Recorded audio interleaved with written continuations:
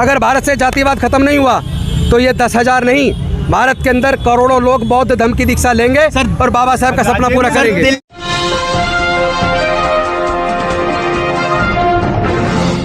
साथियों नमस्कार, मैं हूं नीरज पटेल और आप देख रहे हैं नेशनल जनमत। अरविंद केजरीवाल सरकार के कैबिनेट मंत्री राजेंद्र पाल गौतम द्वारा ली गई 22 प्रतिज्ञाओं के बाद पूरे देश भर में बवाल मचा हुआ है। अभी तक क्या क्या हुआ, अरविंद केजरीवाल इस पूरे मामले पर किस तरीके से एक्सपोज हुए, सब पर चर्चा करेंगे। लेकिन सबसे पहले बात उन्हीं प्रतिज्ञाओं पर जिन पर सबसे ज्यादा घमासान मचा हुआ है। प्रतिज्ञा नंबर 1, मैं ब्रह्मा विष्णु और महेश में कोई विश्वास नहीं करूंगा, ना ही उनकी पूजा करूंगा। प्रतिज्ञा नंबर 2, मैं राम और कृष्ण जो भगवान के अवतार माने जाते हैं, मैं कोई आस्था नहीं रखूंगा, ना ही उनकी पूजा करूंगा। नंबर 3, मैं गौरी गणपति और हिंदुओं के अन्य देवी देवताओं में आस्था नहीं रखूंगा और ना ही उनकी पूजा करूंगा। नंबर 4, मैं भगवान के अवतार में विश्वास नहीं करता हूं। नंबर 5, बुद्ध विष्णु के अवतार थे, मैं इसे पागलपन और झूठा प्रचार प्रसार मानता हूं। अब नेशनल जनमत का पूरे तथ्यों की पड़ताल करने के बाद पहला सवाल यह है इस दलाल भांड कॉर्पोरेट दरबारी मीडिया से कि जो भी बयान उसको अपनी सुविधा के अनुकूल नहीं लगता उसको हेट स्पीच या विवादित बयान कह दिया जाता है। इन तमाम सारी चीजों में संवैधानिक नजरिए के हिसाब से क्या विवादित है? इसमें ब्रह्मा विष्णु महेश राम या कृष्ण को क्या गलत बोला गया है? क्या इनका अपमान किया गया है? क्या इनके लिए अभद्र भाषा का प्रयोग किया गया है? सिर्फ इतना कहा गया है कि मैं इन पर भरोसा नहीं रखता और इस बात की इजाजत संविधान देता है। संविधान के अनुच्छेद 12 से 32 में मौलिक अधिकारों का जिक्र है। उन्हीं में से अनुच्छेद 25 से 28 में धार्मिक स्वतंत्रता के अधिकार के विषय में विस्तार से लिखा गया है। उसमें स्पष्ट तौर पर लिखा है कि देश का कोई भी नागरिक कोई भी पूजा पद्धति अपना सकता है और उसका प्रचार प्रसार कर सकता है। इसके अलावा यह भी छूट दी गई है कि अगर कोई नागरिक चाहे तो किसी भी तरह की पूजा पद्धति में भरोसा नहीं भी कर सकता है। तो नेशनल जनमत का सवाल यह है कि इस देश में कानून संविधान के हिसाब से चीजें चलती हैं या मनुस्मृति और धर्मांधों की अंधभक्ति और नाजुक भावनाओं के हिसाब से? कैसे तय होगा कि किस बात से किसी की भावनाएं आहत हो रही हैं या नहीं? जब दलितों और पिछड़ों को मंदिरों में पुजारी बनने से रोकने के लिए ब्राह्मण पुजारी हाईकोर्ट और सुप्रीम कोर्ट चले जाते हैं, उससे मेरे जैसे तमाम सारे लोगों की भावनाएं आहत होती हैं। जब शूद्रों को मंदिर में प्रवेश न करने दिया जाए ऐसा हिंदू धर्म के शंकराचार्य कहते हैं, उससे भी तमाम लोगों की भावनाएं आहत होती हैं। जब जाति के आधार पर छुआछूत, ऊंच नीच, असमानता का बर्ताव किया जाता है तब भी तो भावनाएं आहत होती हैं। तो इन भावनाओं के आहत होने की परिभाषा संविधान के आईपीसी के किस अनुच्छेद में दी हुई है? हां, इतना जरूर है कि धार्मिक स्वतंत्रता के अनुच्छेद में यह जरूर कहा गया है कि जबरन किसी का धर्मांतरण या जबरन किसी को धर्म से विमुख किया जाएगा तो वहां पर इन नियमों का उल्लंघन होगा। तो नेशनल जनमत का सवाल उस तथाकथित मीडिया और दिल्ली पुलिस के ठेकेदारों और सरकार के रहनुमाओं से है। क्या जिन लोगों ने प्रतिज्ञाएं ली थी उनमें से एक भी शख्स आपको मिला ये कहते हुए कि मुझे जबरन या धोखे में रख करके वो प्रतिज्ञाएं दिलवाई गई थी? अगर व्यक्तिगत तौर पर किसी को यह लगता है कि उनको ये प्रतिज्ञाएं दोहरानी चाहिए तो इसमें ये नाजुक भावनाओं का सवाल कहां से आ गया? धर्म के ठेकेदारों से भी मैं सवाल पूछना चाहता हूं कि एफआईआर का खेल, मुकदमों की धमकी, घर के बाहर प्रदर्शन करने का खेल बंद करने की बजाय अगर वास्तव में अपने धर्म की रक्षा करना चाहते हो तो धर्म के अंदर की विसंगतियां, छुआछूत, ऊंच नीच का भेदभाव खत्म करना होगा। इस धर्म के सारे संस्कार, मान्यताएं एक जाति विशेष के लोगों को फैसिलिटेट करने के लिए यानी कि उनके रोजी रोटी के साधन को जुगाड़ने के लिए जो उपयोग की जाती हैं उसमें बदलाव करना पड़ेगा। हिंदू धर्म के रक्षकों को आगे आना होगा। जब किसी भी व्यक्ति को जाति के आधार पर मंदिरों में प्रवेश करने से रोका जाता है, मूर्ति छू जाने पर पीट पीट करके मार दिया जाता है, तब तुम्हारी नाजुक भावनाएं कहां चली जाती हैं। इस देश में सिलेक्टिव भावनाएं नहीं चलेंगी। भारतीय जनता पार्टी और आम आदमी पार्टी के अरविंद केजरीवाल को स्पष्ट करना पड़ेगा, क्या वास्तव में वो बाबा साहब अंबेडकर को मानते हैं या नहीं।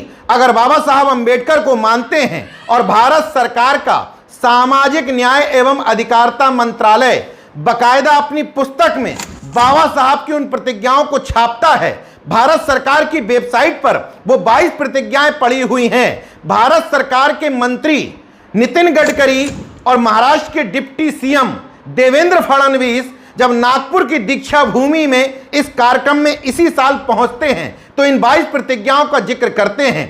दीक्षा भूमि के शिलापट पर ये तमाम 22 प्रतिज्ञाएं लगी हुई हैं। तो यहां स्पष्ट करना पड़ेगा नरेंद्र मोदी, योगी आदित्यनाथ और अरविंद केजरीवाल और मोहन भागवत जी जैसे लोगों को कि महज बाबा साहब की मूर्ति के सामने सिर नवाते हैं या उनके विचारों को ही स्वीकार करते हैं। इस देश में विचारों की अभिव्यक्ति की स्वतंत्रता है, हाँ उसकी सीमाएं हैं, जब तक कि किसी दूसरे व्यक्ति के बारे में बुरा भला ना कहा जाए। अगर मैं कह रहा हूं कि मेरी फलाने व्यक्ति में आस्था नहीं है तो उसको गाली कैसे हो गई।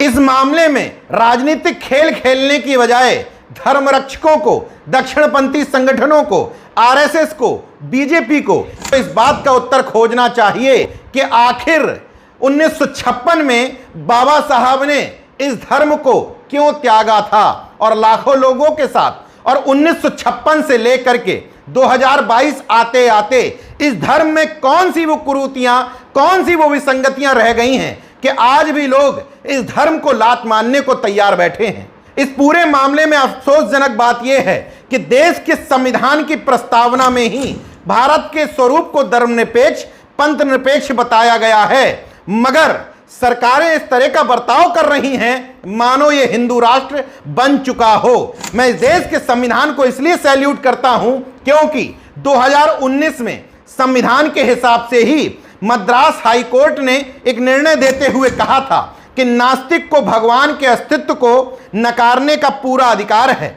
उस निर्णय में उन्होंने कहा था कि पेरियार रामास्वामी नायकर के मूर्ति के नीचे जो शिलालेख लगा है उसमें लिखा हुआ है कि कोई भगवान नहीं है, उसको ना हटाया जाए। शिलालेख के नीचे लिखा है जो भी भगवान में विश्वास करते हैं वे मूर्ख और बर्बर हैं, इस बात को भी ना हटाया जाए। इसके अलावा हरियाणा के फतेहाबाद के रवि कुमार ने कोर्ट में याचिका डाली कि मैं चाहता हूं कि मैं कोई धर्म ना मानूं। कोर्ट ने बाकायदा सुनवाई करते हुए अधिकार दिया कि वो अपने प्रमाण पत्रों पर अपने हाथ पर नास्तिक लिखवा सकें। यानी कि संविधान और कोर्ट मेरे जैसे नास्तिकों को पूरी इजाजत देता है इस बात की कि वो ईश्वर की सत्ता में भरोसा करें या नहीं। इसमें एक और पहलू है, उस 22 प्रतिज्ञाओं में यह भी शामिल है कि ब्राह्मणों द्वारा करवाए हुए किसी भी क्रियाकर्म या कर्मकांड में ना भरोसा करूंगा, ना उसमें शामिल होऊंगा, श्राद्ध में, पिंडदान में भाग नहीं लूंगा। यहीं पर रोजी रोटी के जुगाड़ की बात आती है। एक जाति विशेष के लोगों को इन प्रतिज्ञाओं से तकलीफ होना शुरू हो जाती है क्योंकि उनके धंधे का सवाल आड़े आ जाता है। बहरहाल इस पूरे मामले में राजेंद्र पाल गौतम को दिल्ली पुलिस कितना ही परेशान कर ले, लेकिन पूरे तथ्यों के साथ कह रहा हूं कि आईपीसी और संवैधानिक नजरिए के हिसाब से एफआईआर बनती ही नहीं है। अगर बनती होती तो भारतीय जनता पार्टी अपनी राजनीति सेट करने के लिए एफआईआर दर्ज करवा चुकी होती। हां, परेशान जरूर कर सकती है और उनको परेशान दिखा करके अपने तथाकथित धर्मांधों को खुश करने की कोशिश करेगी। भारतीय जनता पार्टी की तो यह राजनीति है ही, मगर दूसरी तरफ अरविंद केजरीवाल जो बाबा साहब अंबेडकर की तस्वीरें अपने पीछे लगाते हैं, सभी दफ्तरों को आदेश देते हैं कि इन दोनों की तस्वीरें लगाई जाएं, उनका असली मुखौटा सामने आ चुका है। इस पूरे मामले में अरविंद केजरीवाल की भद्द तब पिटी जब राजेंद्र पाल गौतम थाने से बाहर निकले। पत्रकारों ने पूछा कि आम आदमी पार्टी अरविंद केजरीवाल आपके साथ खड़े नजर क्यों नहीं आ रहे हैं। राजेंद्र पाल गौतम जी ने इशारों में कहा कि मैं किसी का गुलाम नहीं हूं, मुझे किसी की जरूरत नहीं है, मैं बेरोजगार नहीं हूं, मैं वकील हूं।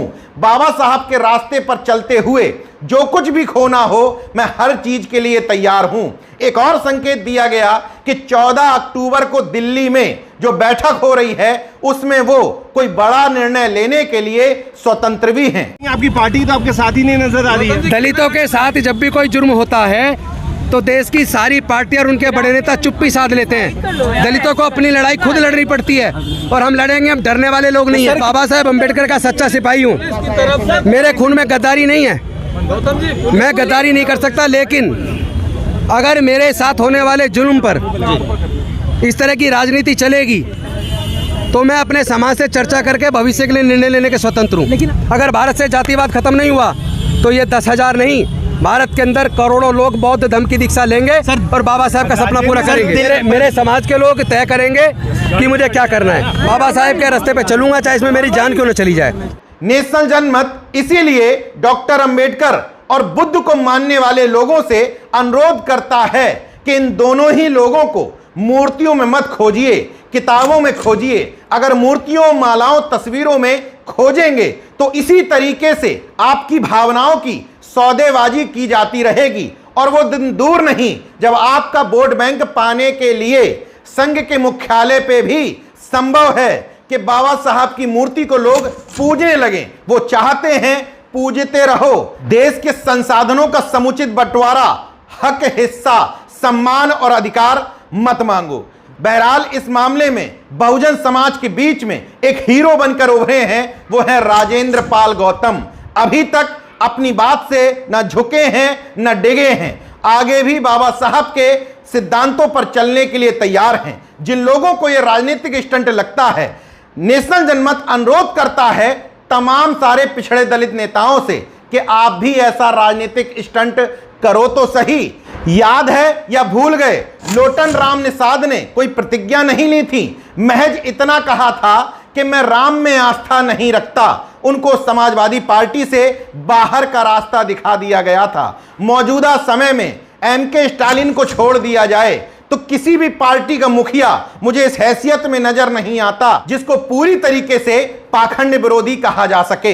देखते रहिए नेशनल जनमत, जागरूक और सजग बने रहिए। जय विज्ञान, जय संविधान, जय लोकतंत्र। धन्यवाद।